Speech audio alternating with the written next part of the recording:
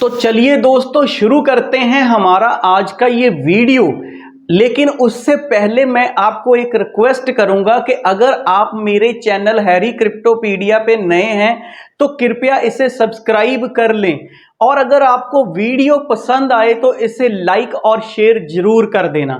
तो चलिए दोस्तों शुरू करते हैं क्रिप्टो करेंसी के बारे में कि क्या है ये क्रिप्टो करेंसी। दोस्तों अगर मैं क्रिप्टो करेंसी की बात करूं तो इसका चलन 2009 में शुरू हुआ था, जब सतोशी नाकामोटो नामक एक व्यक्ति ने पहली बार वर्चुअल करेंसी बनाई थी। दोस्तों इस करेंसी का नाम आपने कहीं ना कहीं जरूर सुना होगा। जी हां, इसका नाम है बिटकॉइन।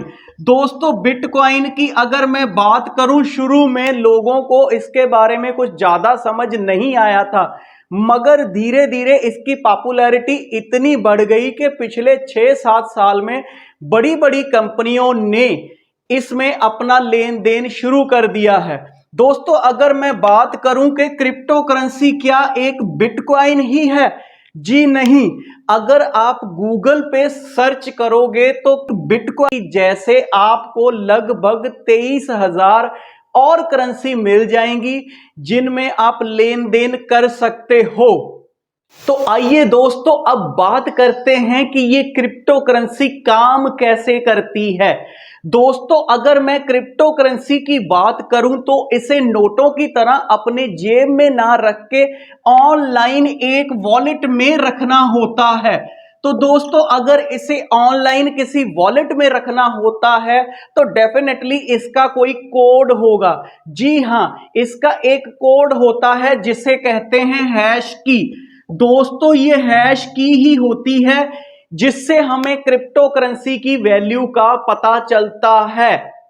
तो दोस्तों यहां तक हम ये समझ चुके हैं कि वर्चुअल करेंसी का एक वर्चुअल कोड होता है जिसका नाम होता है हैश की।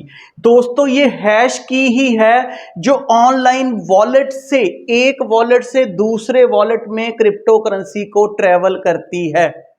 तो आइए दोस्तों इसे थोड़ा और आसानी से समझते हैं कि ये हैश की काम कैसे करती है। दोस्तों अगर मैं बात करूं कि एक वॉलेट से दूसरे वॉलेट तक, एक वॉलेट से दूसरे वॉलेट तक जब क्रिप्टो करेंसी को लेके जाना होता है तो ये हैश की ही है जो एक करेंसी को दूसरे वॉलेट में ट्रांसफर करती है। तो दोस्तों यहां तक हम ये समझ चुके हैं कि क्रिप्टो करेंसी क्या होती है और ये काम कैसे करती है। दोस्तों मोटी मोटी बात को ये समझ लीजिए कि क्रिप्टो करेंसी की बैकबोन होता है हैश की। आप इसको किसी भी ब्लॉकचेन पे अगर डिप्लॉय करोगे तो ये आपके क्रिप्टो करेंसी की वैल्यू शो कर देगा। तो दोस्तों यहां पे एक नया वर्ड आया है जिसका नाम है ब्लॉकचेन।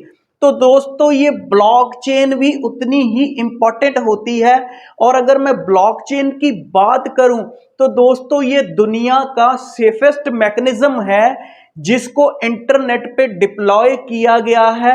कोई भी चीज अगर आप ब्लॉकचेन पे एक बार डिप्लॉय कर दोगे तो दोस्तों उसको आप बदल नहीं सकते हो, उसमें से कम नहीं कर सकते हो कुछ, उसमें सिर्फ आप ऐड ही कर सकते हो। तो इसके बारे में ज्यादा जानते हैं। दोस्तों अब हम बात करेंगे ब्लॉकचेन की। दोस्तों ब्लॉकचेन दुनिया का सेफेस्ट मैकेनिज्म है। सेफेस्ट मैकेनिज्म क्यों है इसके बारे में मैं आपको अभी यहां पे एक्सप्लेन करूंगा। दोस्तों दुनिया का सेफेस्ट मैकेनिज्म इसलिए होता है क्योंकि ये एक ब्लॉक्स की चेन होती है।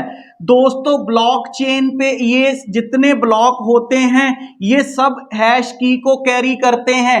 दोस्तों जैसे ये ब्लॉक है तो इसने एक हैश की कैरी किया हुआ है जिसने अपने पीछे की सारी हिस्ट्री अपने में लगा रखी है। अब दोस्तों मैं अगर बात करूं कि ये वाली हैश की जो इस पे लास्ट हैश की है उसकी वैल्यू 1 BTC है। तो दोस्तों दुनिया के जितने कंप्यूटर इस पे काम कर रहे हैं उन सब में ये सेव है, मतलब कि ये हैश की का वैल्यू 1 BTC है। मैं फिर से बता दूं कि दुनिया में जितने भी कंप्यूटर इस पे काम कर रहे हैं वो सब में ये सेव है। तो दोस्तों जैसे ही आपने इस वैल्यू को, एक BTC की वैल्यू को कहीं और ट्रांसफर करना चाहा तो इमीडिएटली एक नया ब्लॉक बन जाएगा और उसकी एक नई हैश की बन जाएगी। और दोस्तों अब ये हैश की बनने से पहले ये दुनिया के जितने भी कंप्यूटर अभी ऑन है तो मेजॉरिटी ऑफ कंप्यूटर्स में ये हैश की को वेरीफाई करेगा कि क्या वाकई में ही इस ब्लॉक की वैल्यू एक BTC के इक्वल है। जैसे ही उसको वेरीफाई हो जाता है तो दोस्तों ये इस ट्रांजैक्शन को इनिशिएट कर देता है और उसके बाद दोस्तों ये नए वॉलेट जहां पे आपने नया एड्रेस दिया है वहां पे जाता है और उस पे पहले से ही मौजूद एक ब्लॉक के साथ ये ब्लॉक जाके जुड़ जाता है और फिर से एक नया ब्लॉक बन जाता है जिसकी नई हैश की बन जाती है नए वैल्यू के साथ और सिमिलरली वो पूरी दुनिया के कंप्यूटर्स में फिर से सेव हो जाती है। तो इसलिए दोस्तों इस ब्लॉकचेन टेक्नोलॉजी को दुनिया का सेफेस्ट मैकेनिज्म कहा जाता है, क्योंकि जैसे ही आप इसमें कोई छोटी सी चेंज करना चाहोगे तो ये इमीडिएटली एक नया ब्लॉक क्रिएट कर देगा और उसकी नई हैश की बना देगा और उसको पूरी दुनिया के कंप्यूटर्स में फिर से सेव कर देगा। और अगर दोस्तों आप इसको मैनिपुलेट करना चाहोगे तो ये इम्पॉसिबल है, क्योंकि सबसे पहले ये वेरीफाई करता है इसका पिछला हैश की कि जो इसका पिछला हैश की है क्या है उसकी वैल्यू। तो दोस्तों अगर आपने उस हैश की के साथ छेड़छाड़ किया हुआ है तो ये उस ब्लॉक को वेरीफाई नहीं करेगा। तो इस वजह से दोस्तों ये दुनिया की सेफेस्ट टेक्नोलॉजी मानी जाती है। दोस्तों ब्लॉकचेन पे मैं अलग से एक और वीडियो बना दूंगा जिसे और एलैबोरेट करके बता दूंगा, लेकिन आज के इस वीडियो में क्रिप्टो करेंसी को समझने के लिए इतना ही काफी है। तो चलिए दोस्तों यहां तक हम ये तो समझ चुके हैं कि क्या होता है ये क्रिप्टो करेंसी, ये काम कैसे करता है, क्या होता है ये ब्लॉकचेन और इसका मैकेनिज्म क्या होता है। तो आइए दोस्तों अब हम आगे बात करते हैं कि इस क्रिप्टो करेंसी को हम कहां पे कैरी करते हैं। तो दोस्तों जैसे हमें अपने पैसों के लिए बैंक अकाउंट जरूरी होता है, उसी तरह से दोस्तों क्रिप्टो करेंसी के लिए ऑनलाइन वॉलेट जरूरी होता है। दोस्तों अगर मैं ऑनलाइन वॉलेट की बात करूं तो ये वॉलेट दो तरह के होते हैं, एक होता है डिसेंट्रलाइज्ड और एक होता है सेंट्रलाइज्ड। तो दोस्तों अगर हम इसमें बात करते हैं हमारा डिसेंट्रलाइज्ड वॉलेट की, तो दोस्तों इसको आप डायरेक्टली इंटरनेट से डाउनलोड कर सकते हैं और इंस्टेंटली इसको यूज कर सकते हैं क्रिप्टो करेंसी के लेन देन के लिए। और दोस्तों सबसे बड़ी बात है कि इसमें आपकी कोई भी KYC नहीं करनी होती है। तो दोस्तों इन वॉलेट्स में, डिसेंट्रलाइज वॉलेट में अगर मैं बात करूं तो जैसे हमारा ट्रस्ट वॉलेट होता है, तो मेटामास्क होता है, इस तरह के और भी बहुत सारे वॉलेट आपको इंटरनेट से मिल जाएंगे जिनके 12 फ्रेजेस यूज करके आप इन वॉलेट्स को यूज कर सकते हो।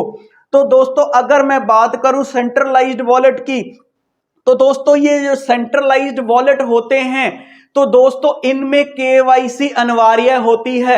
जब तक आपकी KYC नहीं होगी तब तक ये वॉलेट आपको अलाउ नहीं करेंगे कि आप क्रिप्टो करेंसी में लेन देन करें। तो दोस्तों इनमें बड़े नाम आते हैं जैसे बाइनांस हमें ये फैसिलिटी देता है, वाजीरक्स हमें ये फैसिलिटी देता है और कॉइन DCX हमें ये फैसिलिटी देता है। इस तरह के और भी बहुत से वॉलेट हैं जो KYC करने के बाद हमें हमारी क्रिप्टो करेंसी में लेन देन करने देते हैं। ये दोस्तों आज का हमारा ये वीडियो हम यहीं पे खत्म करते हैं। और दोस्तों आज के हमारे इस वीडियो में हमने क्रिप्टो करेंसी के बारे में हर एक उस चीज को बताने की कोशिश की है जिसके बारे में आपको पता होना चाहिए। तो दोस्तों आने वाले वीडियोस में भी हम क्रिप्टो करेंसी के बारे में इसी तरह रेलेवेंट इंफॉर्मेशन आप तक पहुंचाते रहेंगे। तब तक आप हमारा ये चैनल हैरी क्रिप्टोपीडिया देखते रहें। और दोस्तों अगर आपको ये हमारा वीडियो अच्छा लगा है इसे लाइक और शेयर जरूर कर देना। धन्यवाद।